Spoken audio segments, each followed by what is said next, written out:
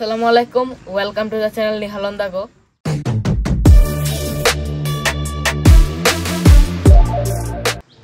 আমার কাছে আছে DJI Mini 3। আমরা আজকে আপনাদেরকে কিভাবে ড্রোনটাকে কমপ্লিট সেফ ফ্লাই করতে হয় সেগুলো আপনাদেরকে দেখাবো। আমি DJI Mini 3 ফ্লাই করার জন্য কিছু সেফটি মেনটেন করে রাখি। সেগুলো হচ্ছে প্রি ফ্লাইট, ইন ফ্লাইট এবং পুশ ফ্লাইট। প্রি ফ্লাইটে আমি যেগুলো করি সেগুলো আমরা আপনাদেরকে দেখাবো। এখন আমরা ড্রোনটাকে রেডি করে নিব।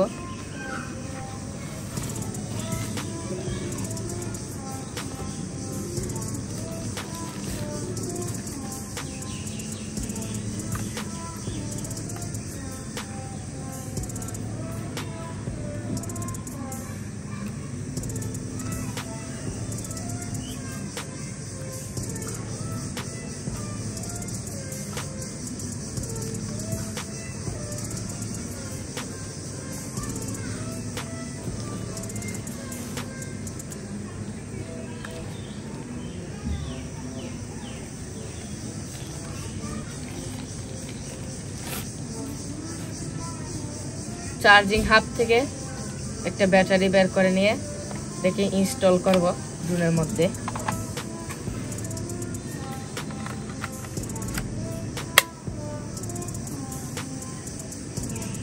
ব্যাটারি ইনস্টল হয়ে গিয়েছে। গিম্বল কভারটিকে খুলে ফেলতে হবে, না হলে গিম্বল মুভমেন্ট করতে পারবে না।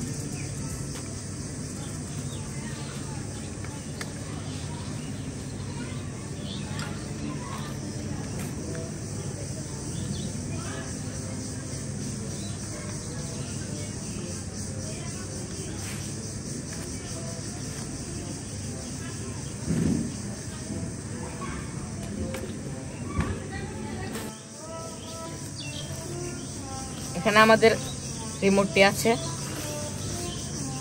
এটাকে প্রিপেয়ার করতে হবে। এই যে স্টোরেজ স্লট থেকে আমাদের জয়স্টিক গুলো বের করে নিতে হবে।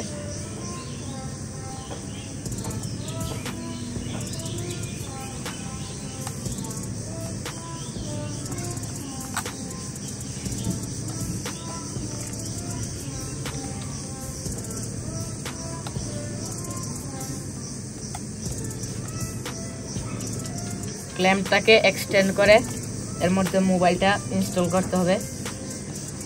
এর আগে আমাদের যে কেবলটা সেটাকে বের করে নিতে হবে।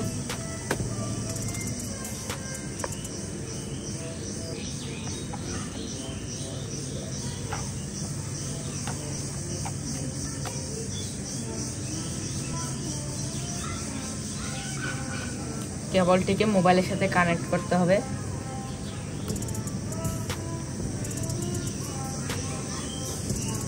Successfully installed. এখন আমাদের ড্রোন এবং রিমোটটাকে অন করে নিব।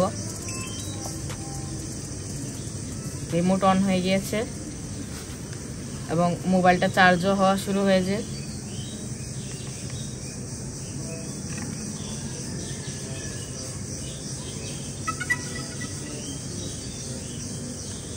আমাদের ড্রোনটাকে অন করে নিলাম। গিম্বলটা মুভমেন্ট করা শুরু করবে। এই যে ড্রোনের গিম্বল মুভ করছে।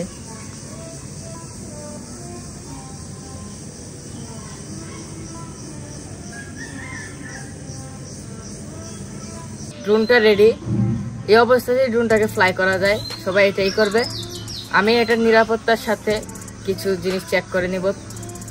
আমি চেক করে নিব যে এই ড্রোনটার যে আর্মগুলো আছে এগুলো প্রপারলি আনফোল্ড হয়েছে কিনা। যে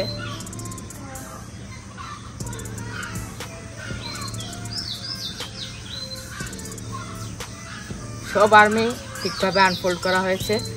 তারপর আমি চেক করব এটার প্রপেলারগুলো ঠিকঠাক আছে কিনা বা কোনো লুজ আছে কিনা। যদি নতুন প্রপেলার ইনস্টার্ট করেন তাহলে অনেক সময় লুজ থাকতে পারে, সেক্ষেত্রে ড্রোনটা ফ্লাই করার প্রবলেম হতে পারে। আর আমি ব্যাটারি লেভেলটা চেক করে নেব, ব্যাটারি ফুল আছে।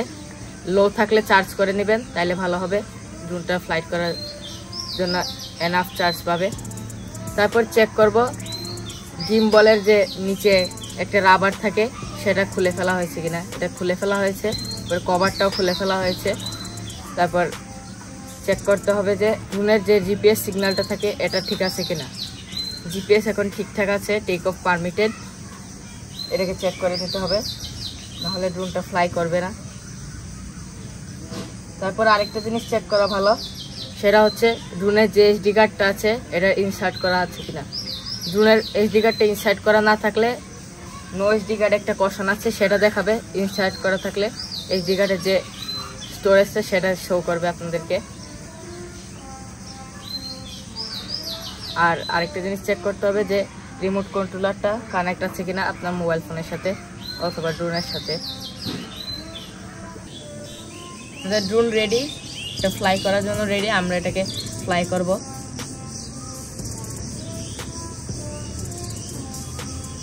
গিম্বলটাও ঠিকঠাক মুভ করছে।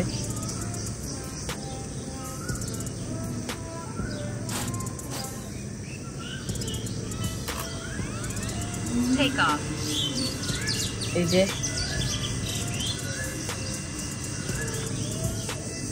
প্রি ফ্লাইট অ্যাকশন শেষে ড্রোন এখন ফ্লাই করার জন্য রেডি। আমরা এখন ড্রোনটাকে টেক অফ করব। টেক অফ করার সময় অবশ্যই মাথায় রাখতে হবে যেন আশেপাশে কোনো তার, ইলেকট্রিক কেবল যদি না থাকে। অবস্টেকল মুক্ত এলাকায় ড্রোনটাকে ফ্লাই করাই বেটার। ড্রোনটা এখন টেক অফ করবে।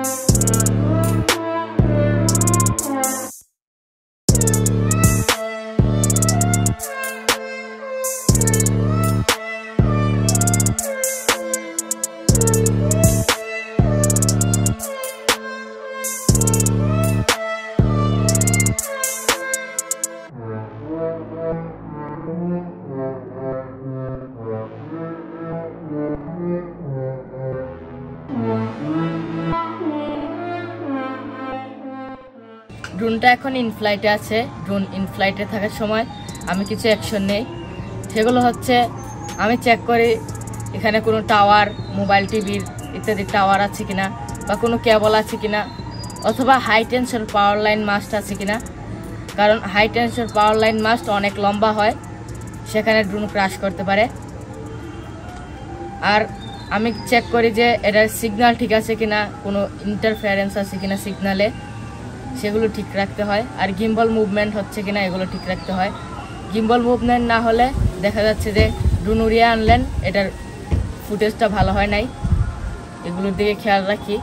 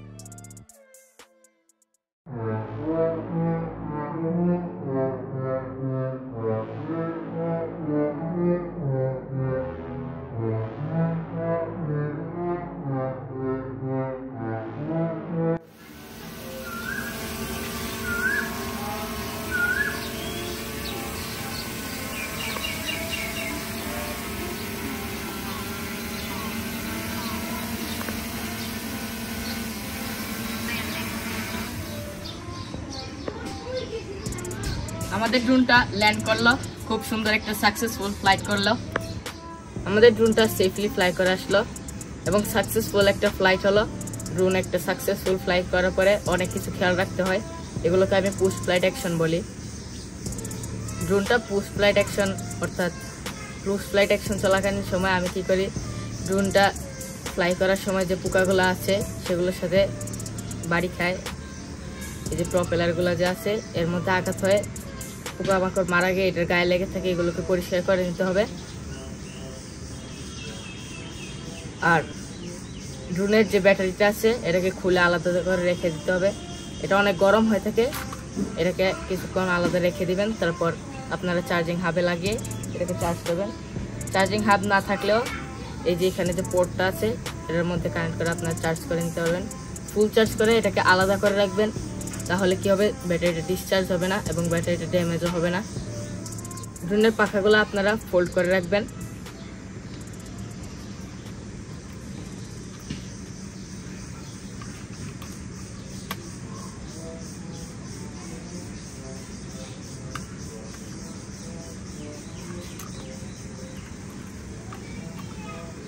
ড্রোনটা পুরোপুরি ফোল্ড হয়ে গেল।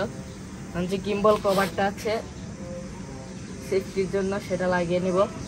এই যে রাবারটা যেটা আছে গিম্বল গার্ড বলে এটাকে লাগিয়ে নিতে হবে, তাহলে গিম্বলটা আননেসেসারি মুভ করবে না এবং সেফ থাকবে।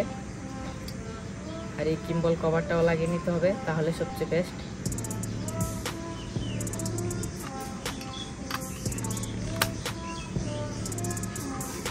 ড্রোনটাকে এখন ব্যাগে ঢুকিয়ে দিই।